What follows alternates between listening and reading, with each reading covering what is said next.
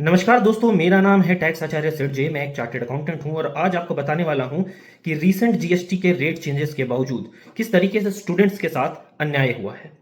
आपको पता होगा कि जुलाई 2017 में जब जीएसटी आया तब से लेकर के अभी तक जीएसटी के अंदर हजारों बदलाव आ चुके हैं और अभी 22 सितंबर 2025 को भी जीएसटी में कई सारे रेट चेंजेस हुए हैं।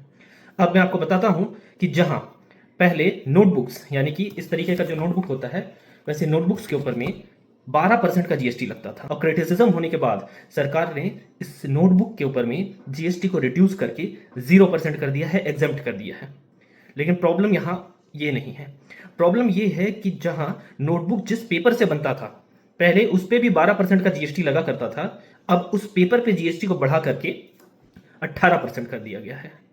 अब यहां देखिए कि जीएसटी के अंदर एक सेक्शन है, सेक्शन का नाम है सेक्शन 17(2). सेक्शन 17(2) ये कहता है कि अगर आप कोई ऐसा प्रोडक्ट बेच रहे हैं जो कि एग्जेम्प्ट है, जैसे कि हमारे केस में नोटबुक, तो आपको जो इनपुट मिल रहा है उसका आपको कोई क्रेडिट नहीं मिलेगा। मतलब कि अगर आप पेपर खरीद के ला रहे हैं 100 रुपए का और उस पर आप 18% यानी कि 18 रुपए का जीएसटी भर रहे हैं, 118 रुपए, तो उस 18% का आपको कोई क्रेडिट नहीं मिलेगा और 118 रुपए पूरा का पूरा आपका कॉस्ट बन जाएगा। वहीं पहले क्या होता था? पहले ये होता था कि आप 100 रुपए का पेपर खरीद के लाते थे, उसमें 12 रुपए का आपको इनपुट मिल जाता था। फिर उस 100 रुपए का पेपर को आप 150 रुपए में बेचते थे और उसमें 18 रुपए, 150 रुपए का 12% यानी 18 रुपए आपका आउटपुट बनता था। और 18 रुपए का आउटपुट, 12% का इनपुट आपको पहले ही मिला हुआ है, 18 माइनस 12 यानी 6 रुपए आपको पे करने पड़ते थे। तो क्लियर से बात है कि हमारे पहले वाले केस में यानी कि अर्लियर वाले केस में क्या हो रहा है कि 100 रुपए का पेपर 150 रुपए में बेचा जा रहा है नोटबुक बना करके, तो 150 माइनस 100 यानी 50 रुपए उसकी कमाई हो रही है।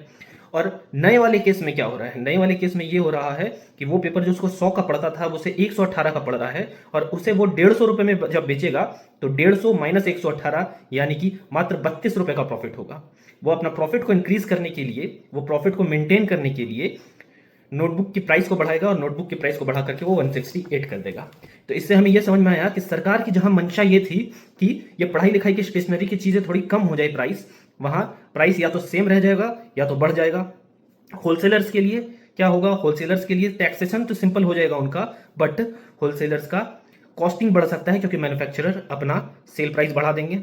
और वही स्टूडेंट्स के लिए क्या होगा? स्टूडेंट्स के लिए मेरे ख्याल से कोई बेनिफिट नहीं होगा, क्योंकि चूंकि होलसेलर्स अपना मार्जिन बढ़ाएंगे, कॉस्टिंग बढ़ जाएगा, तो या तो वो नोटबुक इसी प्राइस की रह जाएगी या तो थोड़ा और ज्यादा की हो जाएगी। तो टैक्स आचार्य पे इसी तरह की जानकारी आपको मिलती रहती है। अगर आपको ये वीडियो अच्छी लगी हो तो अभी के अभी इस वीडियो को लाइक करें और चैनल को सब्सक्राइब करें। मैं आपके लिए हर रोज आते रहूंगा। Thank you.